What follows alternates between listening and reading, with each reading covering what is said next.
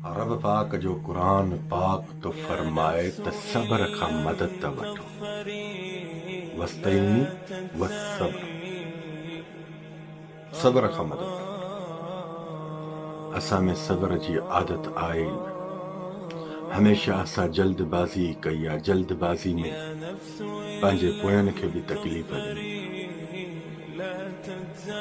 तव्हां हर वक़्तु इहो ई चाहींदा आहियो त बसि जेको थिए हिनमहिल थिए, पोइ न थिए। हिनमहिल वारो तव्हांजे पोयनि खे बि परेशान कंदो, जेको पोइ वारो आहे न इहो उन्हनि जे पोयनि खे बि परेशान कंदो। यादि रखो, जेको इंसान सब्र खां मदद थो वठे उहो इंसान कॾहिं बि ख़ुदा जो कसम ज़लील ऐं रुसवा न थींदो। सब्र हिकु अहिड़ी सवारी आहे जो पंहिंजे सवार खे हेठि किरण बि न ॾींदी आहे। सब्र हिकु अहिड़ी सवारी आहे जो पंहिंजे सवार खे हेठि किरण बि न ॾींदी। उहे तव्हां इंसान आहियो हर शइ में जल्दबाज़ी, हर शइ में जल्दबाज़ी। तव्हां जेकॾहिं अल्लाह पाक जा मौजज़ा ॾिसणु चाहियो था त मुंहिंजी ॻाल्हियुनि ते एतबार कयो। ख़ुदा जो कसम त अल्लाह जा मौजज़ा ॾिसो। हमेशा जंहिं जल्दबाज़ी कई आहे जा क़बर में अंदरि पियो आहे, हाँ, जा जेल में अंदरि पियो आहे, जा ज़लील ऐं ख्वार लॻो पियो आहे। जंहिं बि जल्दबाज़ी कई आहे बाबा अॻिला जेकॾहिं थोरा तव्हांखे पंहिंजा रवैया चेंज ॾेखारनि न, रवैया माना सम्झो था त हिकिड़ो बाज़ार में अहिड़ा तेड़ा बि साम्हूं अची वेंदा आहिनि जिन सां माना जो असांखे मुक़ाबले जे लाइ मजबूरी थी वेंदी आहे त हिननि सां मुक़ाबिलो कयो। अगरि तूं मुक़ाबले जी जाइ ते तूं सब्र करे वेंदे त उहो इंसान कंहिं वक़्त में तोखे ज़रूर नज़र ईंदो, ज़रूर। यादि रखो, मां उहे इंसान बि ॾिठा जेके ॾाढ कंदा, अॼु उहे ॾाढ करण वारा पंहिंजी चेलियूं बि भंजराए पंहिंजे घरनि में वेठा अथव। अल्लाह रब्बुल जलाल वल इकराम जी जेका ताक़त आहे न, शायदि उहो तोखे ख़बर पइजी वञे न त अल्लाह जी ज़ात बबरकात ते तुंहिंजो वॾो यकीन थी वञे।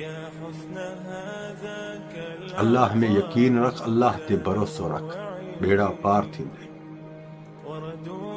सब्र ऐं नमाज़ खां हर शइ में मदद वठो। मां बार बार सब्र जा लेक्चर छो ॾींदो आहियां, छो त ॾिसो न असांजे माशरे में अहिड़ा इंसान बि आहिनि जेके पंहिंजी जल्दबाज़ी जे करे पाण खे तबाह ऐं बर्बाद करे वेठा। असांजे माशरे में जल्दबाज़ी घणी आहे, जल्दबाज़ी ॾाढ मुर्सी घणी आहे। ॾाढ मुर्सी करण वारा त ज़लील ऐं ख्वार त आहिनि ई आहिनि, पर तूं न ॾाढ मुर्से सां जेकॾहिं ज़बान लड़ाईंदे त पोइ ज़ाहिर तकलीफ़ खां अलावा ॿियो कुझु बि नथो मिली सघे। जेकॾहिं तूं पंहिंजो पाण खे उन वक़्त में ख़ामोश ऐं सब्र में रखंदे, अल्लाह तोखे रब जी ज़ात जो कसम रिज़ल्ट ॾेखारींदी। यादि रखिजे, अल्लाह ते भरोसो रखो, अल्लाह ते यकीन रखो। जिन तव्हां सां कई आहे तव्हां अल्लाह ते छॾे ॾियो। जेको इंसान रब ते छॾींदो, अल्लाह उन जो इंसाफ़ ज़रूर कंदो आहे। ऐं सब्र, नमाज़, इहे ॿई क़ाइम कयो। अल्लाह रब्बुल जलाल वल इकराम तव्हांखे सलामत रखे, तव्हांखे सब्र ऐं नमाज़ जी तौफ़ीक़ अता फ़रमाए। ऐं ॿी ॻाल्हि इहा आहे त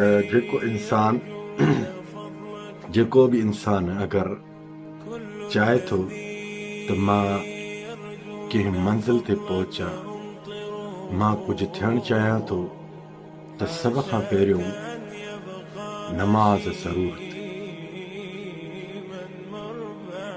तुंहिंजे जेके दिलनि जा ख़्वाब ख़्याल जेके बि हूंदा न, उहा नमाज़ पूरा कराईंदी आहे। नमाज़ जी पाबंदी कयो, फजर जी नमाज़ खां स्टार्ट कयो, ईशा जी नमाज़ में ख़त्म। नमाज़ बि उहा जो नमाज़ जे वक़्त में इहो सम्झे त आॾो मुंहिंजे आॾो रब ख़ालिक़ अकबर ज़ुल जलाल वल इकराम बीठो। हिकु ऑफिसर हूंदो, तव्हां जे आॾो, हुन जे आॾो कहिड़ा निमाणा थी बीहंदा आहियो।